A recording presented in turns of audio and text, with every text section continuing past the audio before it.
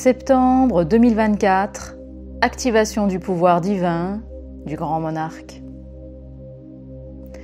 Septembre 2024, le mois de l'équinoxe d'automne, de l'équité, de l'équilibre, voit les énergies antagonistes se confronter pour trouver l'équilibre, le point où tout est possible.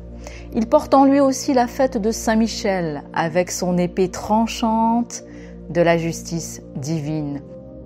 En ce mois propice au retour de l'équilibre divin, de la justice divine, se dessine l'avènement possible du grand monarque, le libérateur et messie de la fin des temps.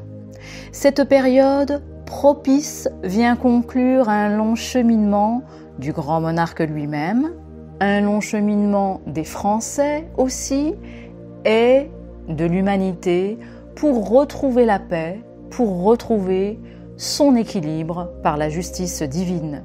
Ce long cheminement se résume en cet événement majeur pour l'avènement du grand monarque en France. En premier événement, 2023 a été une année où l'homme messie prend conscience de sa mission divine. En deuxième événement, 2024 est l'année de la naissance et de la préparation du collectif du grand monarque. Le collectif du grand monarque, ce sont toutes les personnes qui croient en son avènement, toute religion et spiritualité confondues, et qui l'appellent et l'attendent pour la libération de l'humanité, par la France, par les égrégores de pensée, de prières et de méditation, et par leurs actions. Cela permet de mobiliser les forces divines célestes et terrestres pour son règne. En troisième événement majeur, il y a ensuite la présence des forces célestes pour libérer la terre, c'est-à-dire Dieu et les anges en ce mois de septembre 2024. Toutes les forces divines célestes sont mobilisées pour sauver la terre et l'humanité.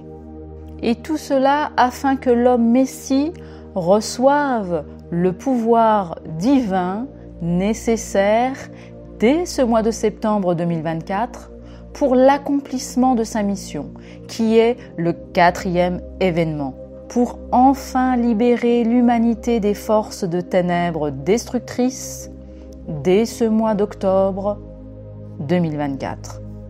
En parallèle, 3 autres événements majeurs se sont réalisés, mais pas en France, mais plutôt en Israël. Israël, porteur de l'alliance originelle avec Dieu par Abraham.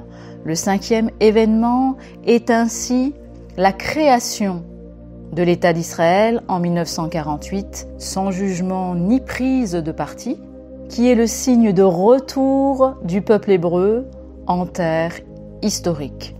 En 6e événement, la réalisation de la plupart de leurs prophéties pour le retour de leur Messie.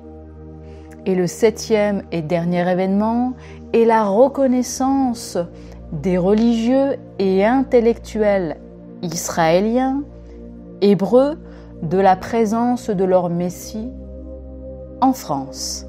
Ces 7 événements majeurs viennent asseoir les conditions propices à l'avènement du grand monarque en France pour la libération de la France et du monde ensuite. Ces événements majeurs s'installent aussi sur une scène finale cosmoplanétaire d'union des forces de lumière, du ciel et de la terre. Tout d'abord, la mobilisation et la présence de plus d'1 million d'anges, la mobilisation et la présence des archanges, la mobilisation et la présence de la civilisation extraterrestre, créatrice de l'humanité, à laquelle est relié le grand monarque spirituel, le libérateur, auquel est relié aussi le collectif du grand monarque, puis le grand monarque temporel, qui lui va régner en France depuis la France et auquel sont reliés les royalistes et les légitimistes en France. Cette conjonction est une opportunité encore jamais atteinte pour établir physiquement le royaume de Dieu sur terre, le nouveau monde. Cette conjonction est une opportunité d'unité entre le ciel et la terre, entre le divin et l'humain, et cette fois-ci dans la matière, sur terre. Elle est à la portée de chacun d'entre nous et nous met face à notre responsabilité d'établir la paix sur terre, le règne de la conscience et de l'amour entre les êtres humains, et pour la terre et les animaux.